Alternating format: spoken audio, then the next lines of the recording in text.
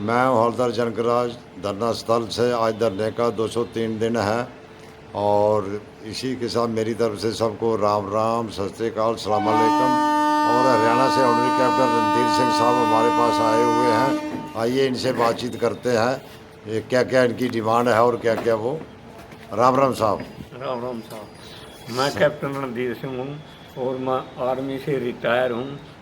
मैं हरियाणा का रहने वाला हूँ। मेरा गांव बाड़ंद है और मैं भी इस धरने में आया हुआ हूँ।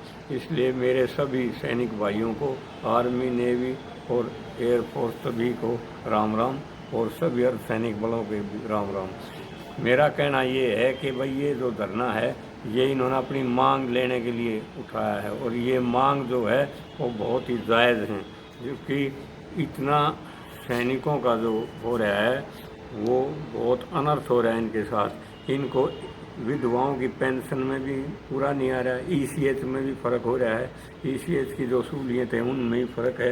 हर चीज़ में जहाँ भी हम उठा करके देखते हैं वहीं जो है सैनिक और जेसी और अफसर का इतना फ़र्क है जिसकी कोई हद नहीं। प्राइम मिनिस्टर मोदी साहब, आप जो है संकल्प लेते हो, क्या एक ये संकल्प नहीं ले सकते कि इनको सारों को एक रैंक, एक पेंशन, एक सहूलियत दी जाए रिटायर होने के बाद? क्योंकि इन्होंने भी देश का भार उठाया है और हर एक लड़ाई, हर एक कारगिल युद्ध में भी, हर एक युद्ध में भी, और इस 62 से लेकर और कारगिल तक जितने युद्ध और जितने ओ ब्लू स्टार हुए हैं उन सभी मैंने बढ़ चढ़ कर भाग लिया और देश के तिरंगे के लिए ना अपनी जान कुर्बान करी है। और जान कुर्बान करने के बाद भी इनको वसूलियत नहीं मिली। विधवाओं को पेंशन में कितना फ़र्क है, वो विधवाएं बेचारी उस पेंशन से तो गुजारा नहीं कर सकती इस महंगाई में जो आप दे रहे हो। इसलिए आप कहते हो हमने एक रैंक, एक पेंशन दे दिया, लेकिन उतना नहीं दिया जो बराबर आपने संकल्प लिया था कि हम इनको एक जैसा करेंगे, एक रैंक, एक पेंशन करेंगे। फिर इतना फ़र्क क्यों?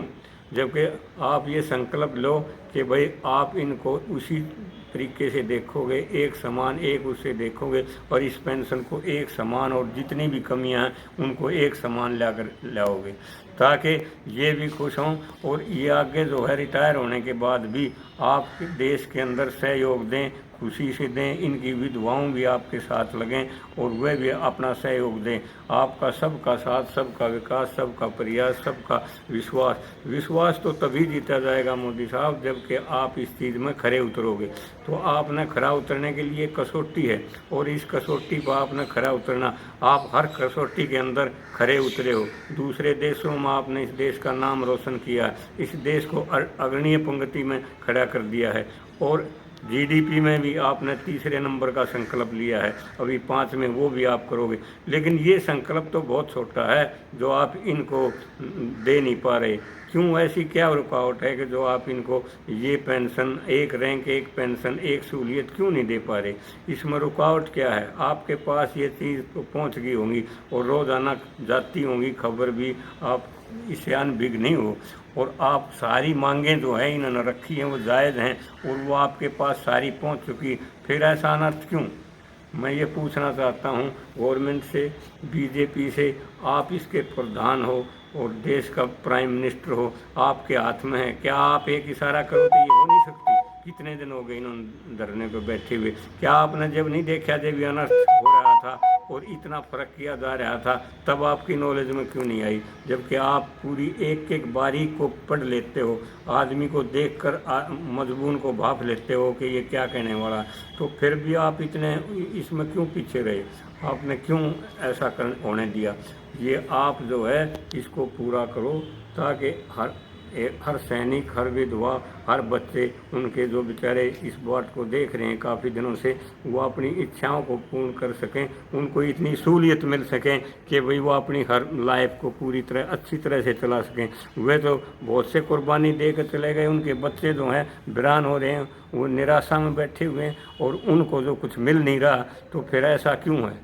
तो इसको जल्दी से जल्दी पूरा करिए और आप जो है जितना शीघ्र हो, अति शीघ्र इसको काम को करिए और आपका संकल्प हम भी मान जाएंगे कि भाई ठीक है, संकल्प वाले पीएम हैं, और ऐसा पीएम आज तक कोई नहीं आया।